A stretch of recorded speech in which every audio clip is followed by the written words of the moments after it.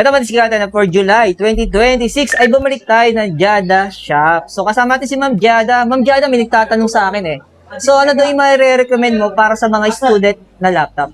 Okay, we have Dell, Asus, Lenovo, HP, meron tayong dito Acer.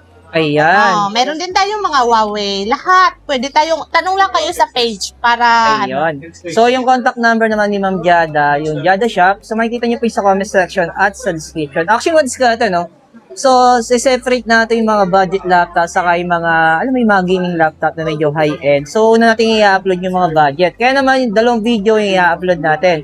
So, magkakaroon tayo ng part 1 at part 2. For recap natin at Ma'am Jada, ano ba yung mga installment na ina-accept natin sa ating Jada Shop? meron tayong Skyro, meron tayong credit card, of course cash, meron tayong Atomy, meron tayong Ggibbs, Gcash, lahat pwede dito sa atin. Ayan. Tapos, available din sa kanya ang trade-in. Opo, trade-in, COD, COP, pwede po. Yun. Sa trade-in natin, Ma'am Jada, may nagtatanong sa akin, pwede ba daw sila mag-upgrade ng laptop at o Opo, kaya naman pwede. mag-downgrade? Pwede po. Pwede yun, Kunwari may mas laptop kayo, gusto nyong palitan, pwede po yun. Mag-a-add na lang kayo ng cash. Yun. So, magkano ba mga presyohan natin dyan? We have here i5 Dell. Oy, i5, ayan. 6th gen na to. Bibigay ko lang to ng mura lang. Magkano? 8,000. 8,000. Pero syempre, itatanong ng ating mga customer viewers natin. So, may bawas pa daw yan? Yes, may bawas pa. Negotiable to. Ayan. So, hanapin nyo naman discount. Syempre, si Ate Jada, ang may-ari ng Jada Jada Shop. Shop. At tapos, meron tayo dito. Ito muna. Ayan. Next natin to, Dell Dell ulit. Latitude. i5, 8th gen naman. Ito, bibigay ko lang to ng 13,000.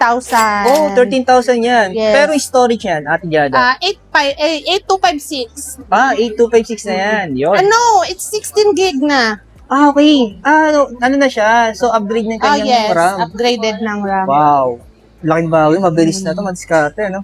For recap natin, Ate Jada. So, ano ba yung mga inclusion ng mga second hand natin na mga laptop? Okay, aside from Office, na activated na yon for lifetime, Windows updated na rin yon. Meron tayo ditong mouse, Okay. mousepad, at saka pouch. Yun. Sa mga budget laptop natin. Opo, meron. Pero, disclaimer na madiskarte, no? Pag bagay gaming laptop po ang bibili nyo, mas maganda yung freebies.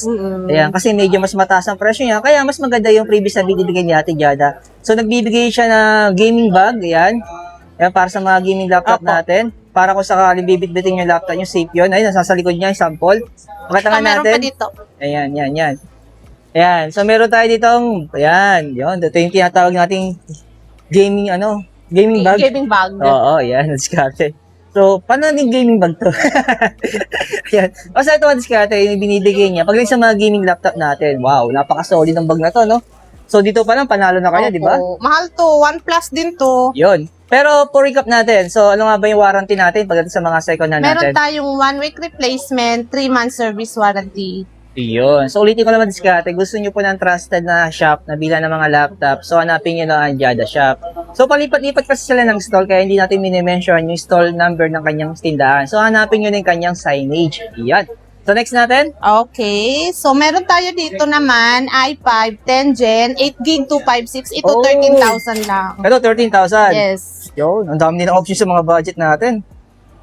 Okay, dito mag-diskarte. So, ito yung para sa mga student, inauna Yes. natin. Kasi marami nagre-request sa atin, nagko-comment yung mga student laptop na budget lang. So, next natin. Yes, meron Asus. tayo ditong Asus. So, ano yung specs nito? i5 8 Gen naman to, ZenBook. Ito ay ZenBook. Ibibigay ko lang to ng 13,000 din. Pero yung kulay niya, ito yung original na Yes, kulay niya. ito. Wow. Yung pagkakulay niya, blue, Yung blue. Magandang kulay. Kitang-kita. Ganda rin ang kanyang dito. Appearance ng keyboard niya. Yan. Meron din tayo dito X1 Carbon. Okay, yan. Ito touchscreen to. Okay, magkano to? Ito bigay ko 15. Pero yung kanyang i7 8 Gen na specs, to. okay. 16 gig 256. Yung, mataas na rin yung RAM niya. Mataas ng RAM. Ayan. Ganda yan. Lightweight. Yung mga diskarte. Super gaan. So, gagamitin nyo na lang po yan ha. May kasama na itong charger. Ano po? Yan. Opo. So, nabanggit naman ni ma'am ko na yung mga kasama nito. Tapos, Meron tayong dito HP. HP ProBook. yun. i5 11 Gen. Yun. Ito 15. 15,000. Opo. Pero yung storage niya, 8 gig, 256. yan. Ito naman, EliteBook, Yun. i5 11 Gen to. 15 lang din to. 8 gig, 256. Ooh. Kung sakali gusto nila mag-upgrade ng RAM, pwede naman. Pwede naman. Oo. Upgrade natin. So, magdadagdag lang sila ng 1,000. yan. Ito, HP naman. Yan, HP. Yung kulay niya parang silver Mm-mm. Kaya, Gold. magkano yung ganyan?